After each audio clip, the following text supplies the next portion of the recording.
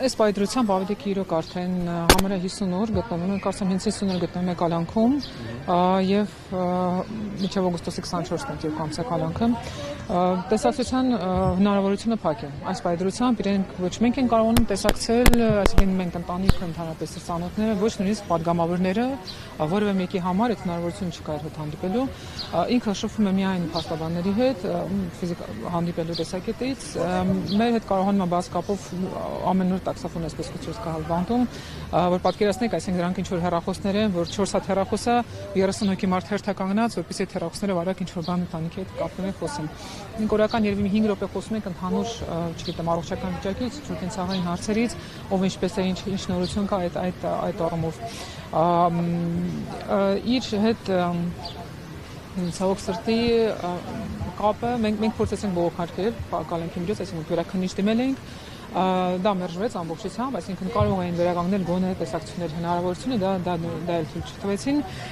ու մոտակա ժամանակ մենք կարծում ենք, որ նույն շաբաթ եւ կլինի դատական նիստը, որը դատաքննության սկիզբն է, փաստացի, քանի որ արդեն նախաքննությունը վերջացել է, ու գործը տեղափոխվել է դատախազությունը, այնտեղից էլ արդեն դատարան, չգիտեմ, արդեն տեղափոխվել է, այդ դատական նիստի ժամանակ քննարկեն խափանման միջոցը։ Եվ հույս ունենք, որ գոնե այդ ժամանակ խափանման միջոցը կփոխվի, կալանքից ինքը կկարողանա դուրս գալ։ Հատկության օրը երեխաներն էին տանը, խուսարկությունից հետո արդեն մոտ 2 ամիս անցել է, հիմա հոգեբանական ինչ վիճակում են ձեր։ Գիտեք, խուսարկությունը, երբ որ մարդիկ գալիս են առավոտվա 7-ին, դուրը թափում են ներս են մտնում ու սկսում են տունը փնտրել, պարզը բոլորը քնած, ինչ որ քնից արթնանում են, երեխաներն էլ հետ է, մեկի սենյակից են հանում, որ սենյակը իր ասենք երեխաների սենյակում ինչ որ խուսարկություններ անեն։ Ոչ մի բան չեն գտնում, այսինքն ես չգիտեմ, ինձ թվում է այդ ձևական էր ամբողջ, չեն ոչինչ չէին փնտրում, միակ բանը որ վերցրեցին Դավիթի հեռախոսն էր ու վերջում էլ ասացին, որ ձերբակալում են, այսինքն դա ինչ որ sense ինչ քայլեր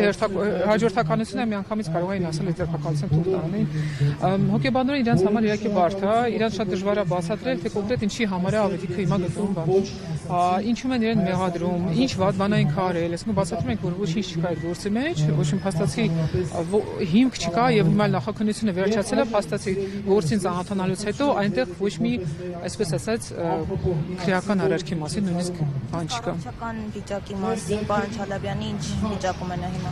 Ավետիքը ունի որոշակի առողջական խնդիրներ, որի հետ կապված ինքը անընդհատ հետազոտություններ էր անցնում,